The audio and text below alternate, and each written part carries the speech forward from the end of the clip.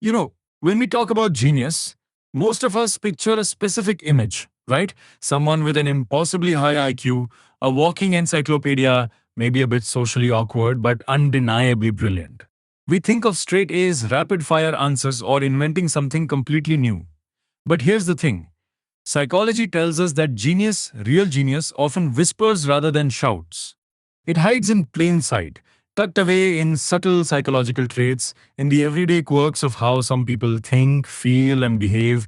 It's not always about how much you but how you process the world. And today, we're going to peel back those layers, revealing some of these secret psychological hallmarks that might just point to a mind operating on a completely different frequency. And who knows? You might even recognize a few in yourself. First up, let's talk about something that often gets mistaken for disinterest or even aloofness, an almost uncanny tolerance for boredom and a profound comfort with solitude. Think about it. Most of us, the moment we have a few minutes of downtime, we grab our phones, turn on the TV, find something to fill the silence. We crave external stimulation. But genuinely brilliant minds, they oftentimes don't times their inner world is so rich, so full of ongoing conversations, intricate thought experiments, and endless patterns to connect, that silence isn't a void to be filled. It's an invitation. It's fertile ground. They don't get restless in a quiet room because their mind is never truly quiet. It's buzzing, it's building, it's deconstructing.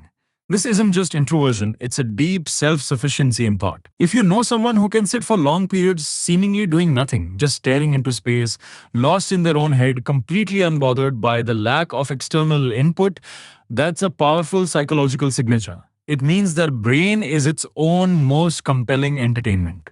Now, flowing right into that is our second trait, the relentless, almost insatiable urge to ask why and how. And I don't mean the casual kind. I mean the deep, foundational kind. Most people accept things at face value. The sky is blue, water boils at a certain temperature, people act a certain way. But the genius mind doesn't just accept, it dissects. Why is the sky blue? What is times boiling, fundamentally? What are the underlying psychological drives behind that behavior? They possess a childlike curiosity that never quite fades, but it's coupled with an adult's capacity for complex reasoning. They'll question assumptions, dig past the obvious, and look for the hidden mechanism miss it. Can be exhausting to be around, sure, because they don't just want the answer. They want the times philosophy times of the answer, the times mechanics times of the answer, the times history times of the answer. This isn't just being inquisitive, it's a fundamental drive to map the universe, one intricate detail at a time. It's a brain that perpetually seeks to understand the operating system, not just use the apps. Which brings us to a slightly more unconventional sign, a beautifully messy, non-linear thinking style. We often imagine smart people as incredibly organized thinkers, their thoughts neatly stacked like perfectly filed papers.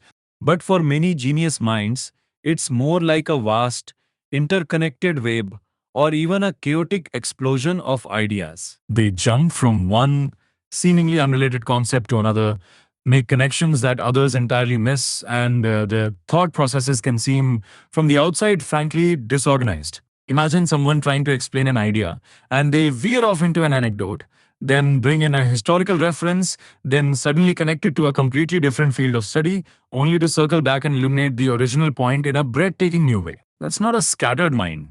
That's a mind making rapid, sophisticated associations across a vast knowledge network. They don't just walk down a single path, they soar over the landscape, seeing all the different ways the rivers connect. This ability to integrate disparate pieces of information, to find patterns in apparent randomness, is a hallmark of profound insight. And then there's a fascinating one, often misunderstood, and it's what I like to call the deep dive delayer tendency. Many brilliant people are often accused of procrastination. They might seem to put things off, to wait until the last minute, but here's the psychological nuance for some that isn't laziness. It's a critical processing period. Their brains are working on a problem in the background, making connections, running simulations, allowing ideas to marinate and evolve below the conscious surface. They might not be actively typing or speaking about the task, but their mind is engaged in a profound, often subconscious negotiation with the problem. Then, when they finally times engage, the solution, the idea, the creation pours out with an astonishing speed and completeness. It's like their brain needs to cook the idea thoroughly, letting all the flavors meld before it's ready to serve. If you know someone who seems to drag their feet, but then delivers something unexpectedly brilliant, don't dismiss it as simple procrastination. It might be a sign of deep internal processing at work. Finally, let's consider a heightened sensitivity and observational acumen. This isn't just about noticing details, it's about feeling the world more intensely and processing those observations with unusual depth. A genius mind might pick up on subtle social cues that others miss, detect minuscule shifts in tone or body language, or notice intricate patterns in nature or human behavior that go unnoticed by the average eye. They don't just see a crowd, they see 100 individual narratives playing out. They don't just hear words, they hear the unspoken layers beneath them.